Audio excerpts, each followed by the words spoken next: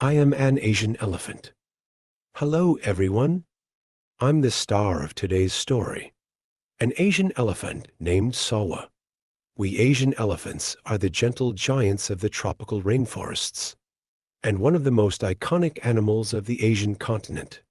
Today, through my journey of growing up, let me take you deep into the vibrant rainforest to explore the wisdom and strength of the Asian elephant family, and discover the indispensable role we play in the natural world. My story takes place in a captivating tropical paradise in Southeast Asia, Thailand. Thailand is bordered by Myanmar and Laos to the north, Laos and Cambodia to the east, Malaysia to the south, and the Andaman Sea to the west. In Buri National Park, located in the Prachuap Khiri Khan province of central, southern Thailand, the lush vegetation and abundant water sources create an ideal habitat for Asian elephants. It's a haven where generations of us have thrived and called home. In the late 20th century, as agriculture expanded, human-elephant conflicts in Thailand's Buri region grew increasingly severe. Vast areas of forest were cleared for farmland, resulting in the gradual loss of habitat for Asian elephants, and placing their population under serious threat. To protect endangered wildlife and restore the ecosystem, the Thai government designated the Buri area as a national park and implemented a series of conservation measures. These efforts included reforesting degraded areas, reducing human activity, and launching environmental education programs. Elephants are the largest land mammals on Earth. Among them, African elephants hold the title as the world's largest land mammals, while Asian elephants are the largest terrestrial mammals on the Asian continent. Additionally, Asian elephants are the closest living relatives of the extinct woolly mammoths. All elephant species live in matriarchal societies, with herds typically consisting of adult females and their offspring, led by an older and more experienced female who guides and protects the group. Male elephants leave the maternal herd after reaching adolescence, living alone or forming loose bachelor groups with other males. They only interact with females during the breeding season. Good mom or bad mom. In Thailand's Prachuap Khiri Khan province, the rainy season lasts for half the year. This rain-soaked land nurtures dense forests and lush vegetation, making it a paradise for wildlife. On this vibrant green terrain, the Asian elephant herd welcomes a new life. Me, a baby elephant named Sawa. On this calm night, my mother, an elder female in the herd, prepares to give birth after a long 22-month pregnancy.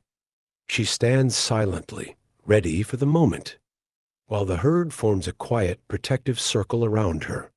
Before long, I am born, my wet body landing on the soft grass. But to everyone's alarm, I remain motionless, showing no signs of breathing. My mother immediately springs into action, tenderly but urgently nudging me with her hind legs, trying to wake me. Despite several attempts, I remain unresponsive, and tension begins to ripple through the herd. The herd lets out deep, resonant calls, as if praying for me. My mother grows even more anxious. She gently hooks my head and trunk with her long trunk, carefully rocking me in an effort to awaken this silent little life. Suddenly, a burst of air escapes from my nostrils, followed by a faint cry that echoes through the night. The herd falls silent in an instant, as though the entire forest is holding its breath. I slowly lift my head, trying to stand on my unsteady legs for the first time. Yet, despite several attempts, I wobble and tumble back to the ground. Seeing this, my mother becomes even more determined. She nudges me with her hind legs, more firmly this time, urging me to stand. Other members of the herd step in to help, gently lifting my body with their trunks and guiding me as I struggle to find my balance. After several rolls and stumbles, I finally manage to stand on my own. In that moment, the herd lets out warm, low rumbles of celebration, and the night seems to fill with a quiet joy, welcoming the arrival of new life. At this point, you might think my mom is being a bit harsh. How could she kick and push her newborn like that? Don't get the wrong idea. My mom is actually saving me. Like many mammal babies, we elephant calves are born with our lungs full of fluid. It takes strong stimulation to trigger our first breaths. If we don't move or cry out after birth, elephant moms will nudge and push us to help clear our airways and kickstart our lungs. It's actually quite similar to human babies. When a human baby doesn't cry after birth, doctors gently pat their bottom or the soles of their feet to stimulate their respiratory system and ensure their lungs are working properly. So whether it's the doctor's gentle love tap or an elephant mom's firm kick of care, the goal is the same: to help the baby breathe and thrive in their first moments of life. As for why my mom was so eager to get me to stand up, it was all for my safety and growth. In the wild, danger is everywhere. Only by learning to stand and walk quickly can I escape threats and reduce the risk of being preyed upon. Moreover, standing up is the only way I can reach my mom's teats to drink her precious milk, which provides the vital nutrition and energy I need to grow strong. So, my mom isn't a bad mom. She's a good mom. The Big Eater family. With my arrival and the recent addition of rare twin baby elephants, our herd has grown to 15 members. Quite a large family by Asian elephant standards. However, a few young male elephants in the group have already reached the age of 8. Entering adolescence, they are beginning to show stronger independence and a growing curiosity about the world beyond the herd. The experienced adult females in the group notice these changes in the young males and understand that, according to the laws of nature, it's time to encourage these young lads to embark on their own journey toward independence. After this year's rainy season ends, the young male elephants gradually leave the herd to explore their own worlds, reducing our group to just 6 elephants. As the youngest member of the herd, I naturally become the family's little treasure. Wherever we go, the adult females are always close by, ensuring I remain at the safe center of the group. During migrations, I'm carefully protected in the middle of the formation. While foraging, the elders shield me from the wind and rain. Even when I play freely by the waterhole, their gentle yet watchful eyes are always there, keeping me safe. As a large herbivore, an adult Asian elephant needs to consume 150 to 300 kilograms of food and drink 80 to 200 liters of water daily to sustain life. They spend nearly 16 hours a day foraging and eating, making them true members of the ultimate foodie squad. And as a newborn elephant, I'm no slouch in the eating department either. I drink up to 11 liters of milk every day. By the time I'm about 4 months old, I'll start trying solid foods like grass and leaves, but I'll still rely heavily on milk for most of my nutrition. By the time I'm 6 months old, my milk intake will skyrocket to 38 to 45 liters a day, earning me the title of the herd's little milk champion. You could say our herd's daily routine is eat, drink, search for food and water, eat, and drink some more, sleep, repeating endlessly, non-stop. This around-the-clock eating schedule makes us not only the busiest, but also the most essential big eaters. In this tropical forest and grassland, we Asian elephants need to eat large amounts of food every day for three main reasons. 1. Low nutrition diet. As herbivores, we mainly eat grass, leaves, bark, and fruits, foods that are very low in calories. To get enough nutrients to sustain our massive bodies, we have to eat a lot, or we simply wouldn't make it. 2. Low digestive efficiency. Our digestive system isn't very efficient. We can only absorb about half of the nutrients from what we eat, with the rest turning straight into dung. So, eating more is the only way to make up for the loss. 3. High energy needs. Don't forget, maintaining our enormous bodies and traveling long distances requires a huge amount of energy. Whether we're foraging, drinking water, or walking, we constantly need to replenish our energy. So, it's not that we're greedy, we're just eating out of necessity. Additionally, why are we considered the most essential big eaters? It's because the more we eat, the more we poop. And our dung plays several critical roles in the ecosystem. 1. Seed dispersal and promoting plant diversity. Elephants consume a wide variety of plants, but our digestive system doesn't fully break down the seeds we ingest. These undigested seeds are expelled with our dung, landing in the soil and taking root in new locations. 2. Enriching soil nutrients. Our dung is rich in plant fibers and partially digested organic material. Over time, this dung decomposes, releasing nutrients like nitrogen and phosphorus into the soil. It replenishes soil fertility, improves soil texture, and boosts overall productivity. 3. Providing microhabitats and supporting biodiversity. Elephant dung provides food and habitat for various insects, including dung beetles, butterflies, and ants. These insects feed, breed, and thrive in the dung, creating unique microhabitats that further enhance biodiversity within the ecosystem. 4. Enhancing soil water retention. The fibrous structure of elephant dung acts like a sponge, absorbing and retaining moisture. This is especially vital in arid grasslands, where it helps improve soil water retention, supports plant growth, and contributes to ecosystem stability. 5. Aiding scientific research and conservation efforts.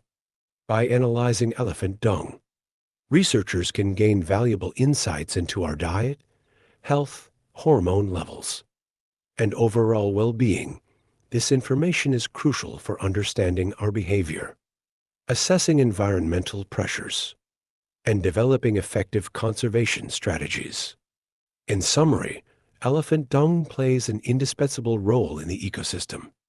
It facilitates seed dispersal, enriches soil nutrients, supports biodiversity, and provides valuable data for scientific research, all of which contribute to a healthier and more balanced natural environment. Elephant School. Motto: life never stops, and neither does learning. From the moment I was born, I embark on a lifelong journey of learning. Every day is filled with exploration and growth. There's no time to slack off. Let's take a look at the exciting schedule at our elephant school. Course schedule. Social interaction. Through playing with other young elephants, I learn the social cues of the herd, such as touching trunks and flapping ears. These activities help me build strong family bonds and a sense of belonging within the herd. Skills training. I practice using my trunk to grab food, drink water, carry objects, and even gently touch my companions. Each movement takes repeated attempts to master, but it's worth the effort. Communication. I learned to use sounds and body language to communicate, from trumpeting and rumbling to nasal signals. I gradually understand the herd's emotional expressions and improve my ability to cooperate and connect. Nutrition time. Between classes, there are plenty of snack breaks to enjoy milk and tender grass, ensuring I get the nutrients I need to grow strong and keep exploring the world with endless energy. Of all these lessons, my favorite is skills training. I'm endlessly curious about my long, flexible trunk and love discovering all the new things it can do. There's always a new skill to learn. Did you know? My trunk is truly amazing. It's like having an extra hand, but even better. A powerful, multifunctional, all-in-one tool. Interestingly, the trunks of Asian elephants and African elephants are a bit different.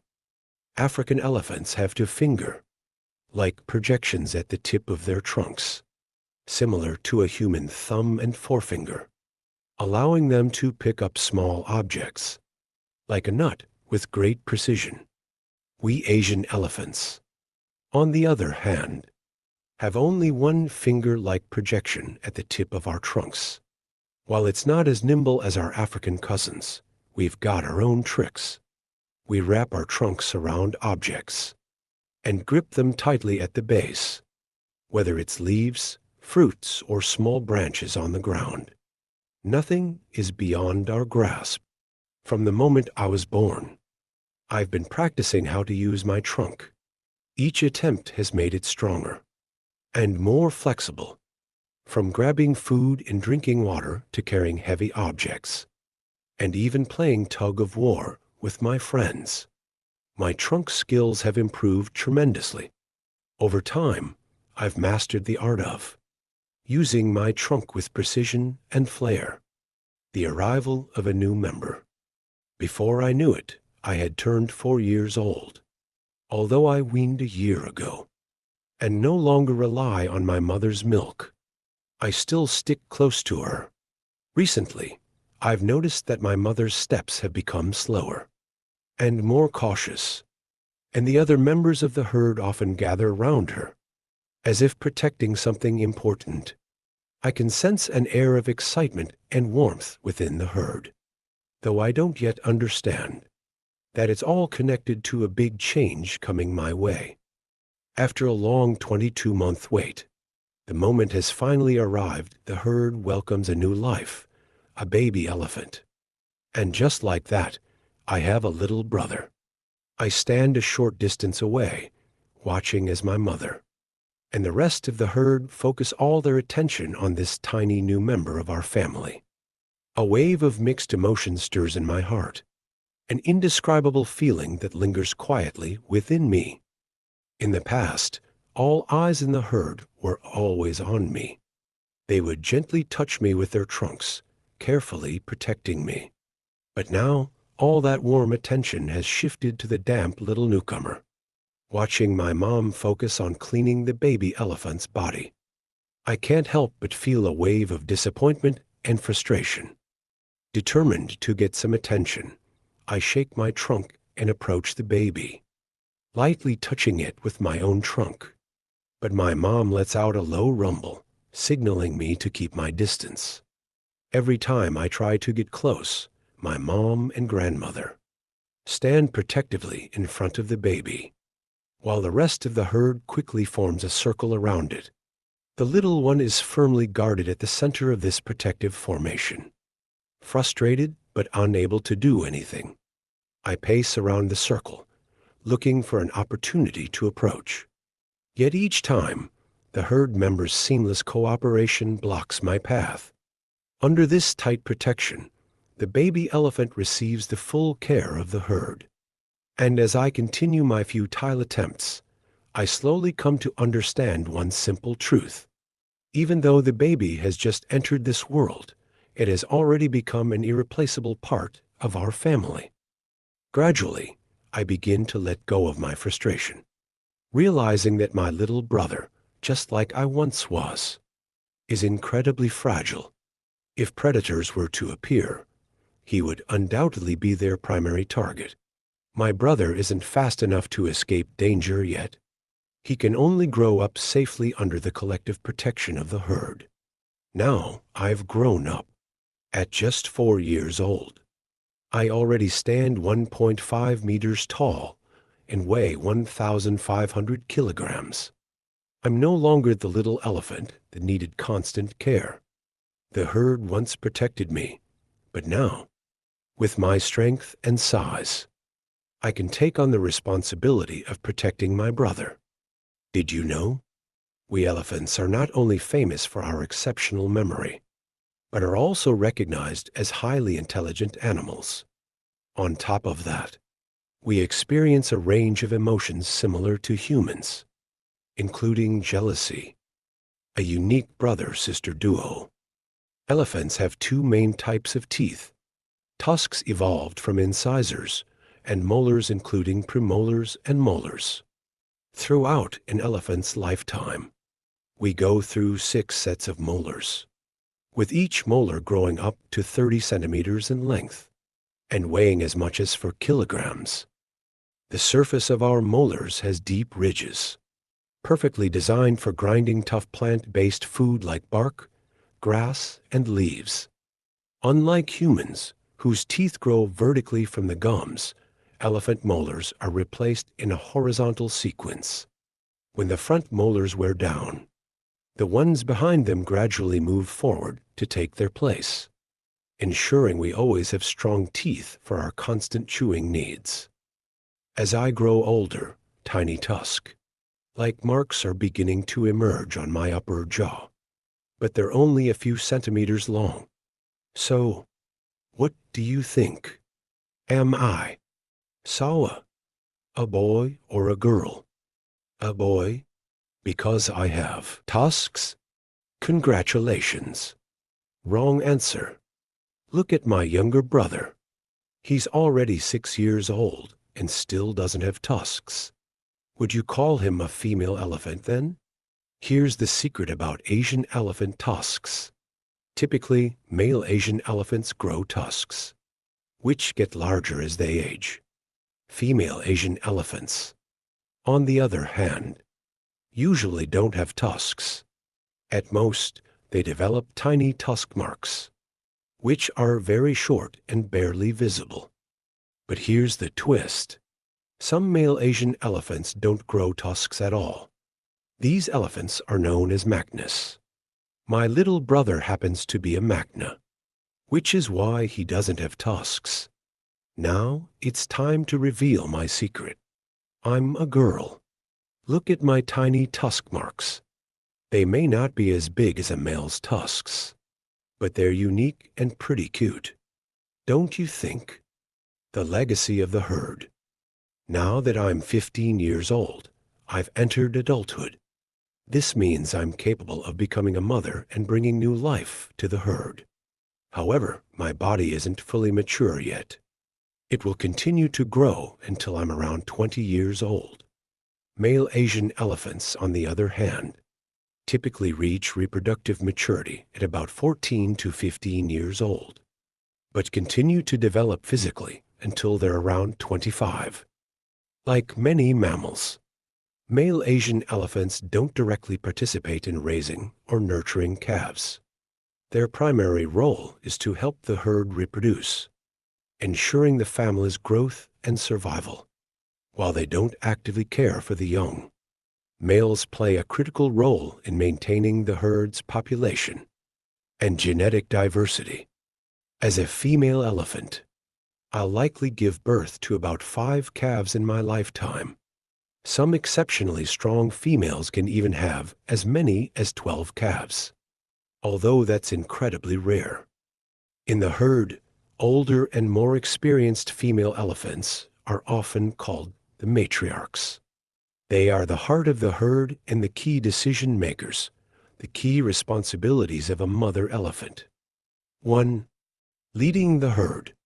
A mother elephant leads the herd in searching for food, water, and safe shelter, especially during times of drought or in dangerous environments. 2. Passing down knowledge. through her own experiences. She teaches younger elephants essential survival skills, such as avoiding predators and remembering seasonal migration routes. 3.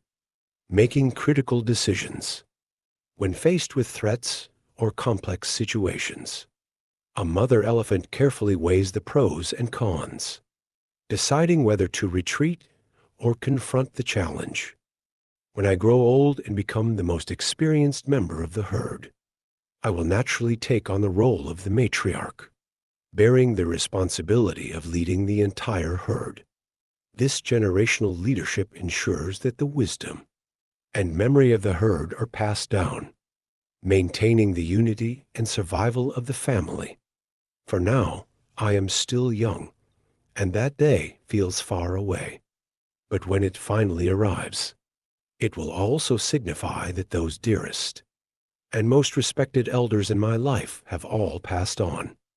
This passing of responsibility will not only symbolize my growth and maturity, but also carry with it a deep sense of remembrance and the sacred mission of continuing the legacy. Living in Thailand's Kui Buri National Park, I don't face threats from poachers, and the lack of large predators here offers additional safety. However, our herd still faces the challenges of coexisting with humans. Since the park borders farmland, we often wander into fields to forage, causing crop damage and sparking human-elephant conflicts.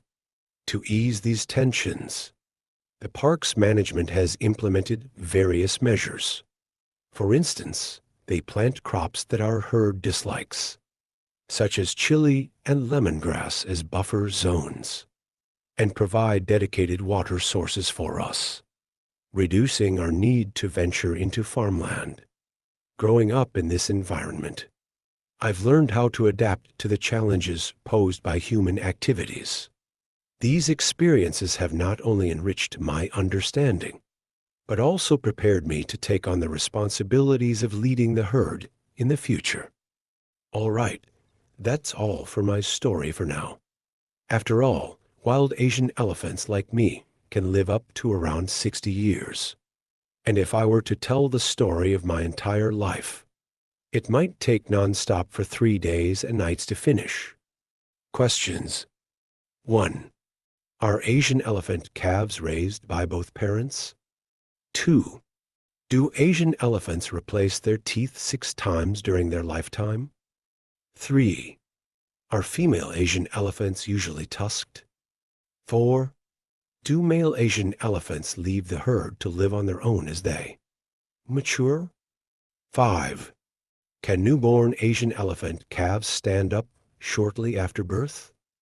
Answers. 1. No. They are primarily cared for by their mothers and other females in the herd. Male elephants do not participate in raising calves. 2. Yes. They go through 6 sets of molars over their lifetime. 3. No. Most female Asian elephants do not have tusks. At most, they may develop small, barely noticeable tusk marks. 4. Yes. Male elephants leave the herd when they reach adolescence and either live alone or join loose bachelor groups. 5. Yes. They can stand up within a few hours after birth, which is essential for their survival and access to their mother's milk.